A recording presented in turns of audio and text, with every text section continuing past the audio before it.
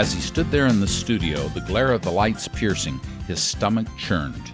At 25 years old, he was preparing to go live on television in a foreign country and speak in a language he had learned only a week ago. He had prepared all he could. He knew he had the grammar, syntax, and inflection down. But if his fear took hold, he knew no words would come out. Here goes nothing, he thought. Hi, I'm Garvin DeShazer, and this is your Daily Inspiration.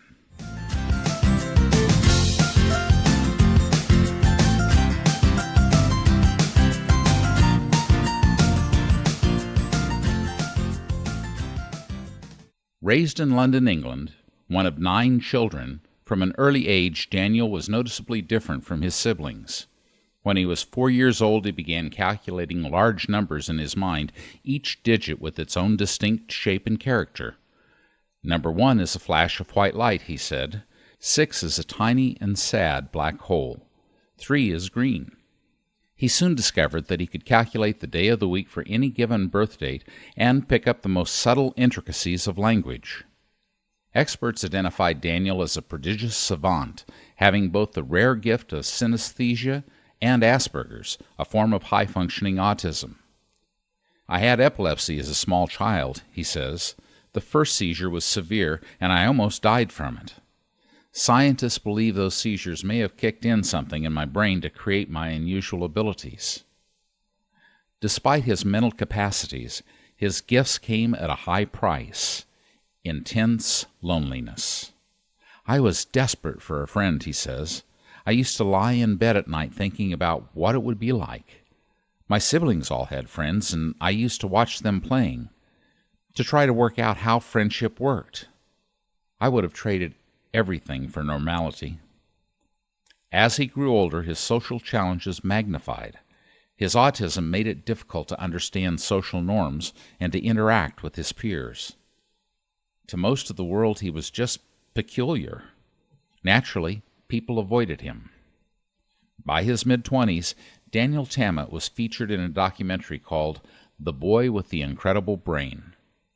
It was a stretch for someone as painfully shy as he was to be followed by cameras all day, but Daniel dived in. He wanted to be seen for who he really was. The documentary launched a challenge. Daniel would travel to Iceland, meet a language instructor, and learn the native language in 1 week. His teacher and others doubted he could do it. Icelandic is described as confusing and unpronounceable, and thought to be impossible for foreigners to learn. But as the week progressed, his teacher's doubts turned to amazement. He was like a vacuum cleaner, she says. He was sucking up words and putting them in his brain. As the challenge culminated, Daniel appeared before a live television audience and attempted to speak the language. Now, face to face with 2 Icelandic hosts, he took a deep breath and began.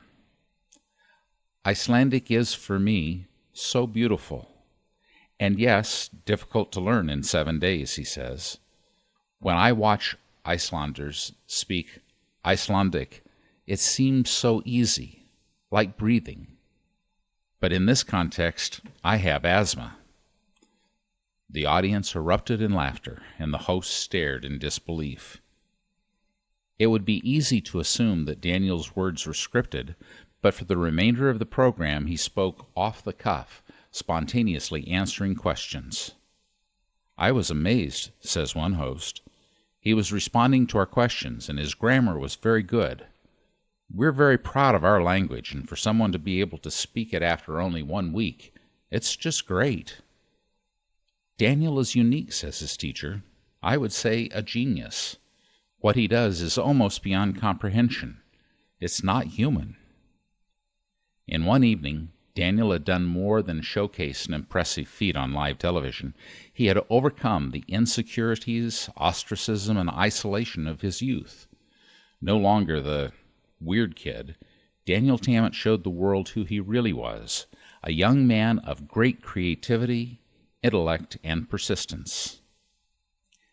Daniel went on to learn several other languages, including Lithuanian, Romanian, Welsh, and Estonian, and even invented his own language, Manti. which consists of about 1,000 words. In 2004, on March 14th, known as Pi Day, Daniel recited pi to 22,514 decimal places, a feat remarkable for the primary reason that he learned it in only a few weeks. Most take years to learn a fraction of that many places. He soon met others like him, including Kim Peek, another prodigious savant, best known as the real Rain Man, and discovered that his differences had paved the way to deeper, more genuine connections with others. Kim looked at me and said, "You don't have to be handicapped to be different," Daniel says. "We're all different." So, how did Daniel manage to overcome a childhood of friendless isolation, pain, and self-doubt? He first chose to recognize his gifts, and he boldly took a risk to share those gifts. Let me ask you, what gifts do you possess? Maybe not savant, but still important, that you keep hidden from the world. What perceptions of yourself do you cling to that are no longer true? Are you willing to affirm today, "I am special, unique, and magnificent, and I am revealing my gifts to the world"? Thanks for listening. May your day be filled with love, laughter, and joy. Bye for now.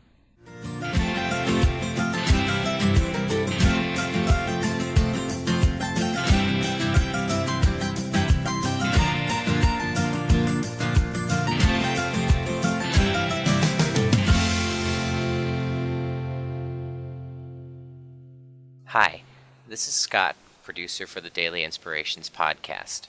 We hope you're enjoying these stories, and if you'd like more inspiration in your life, visit mydailyim.com.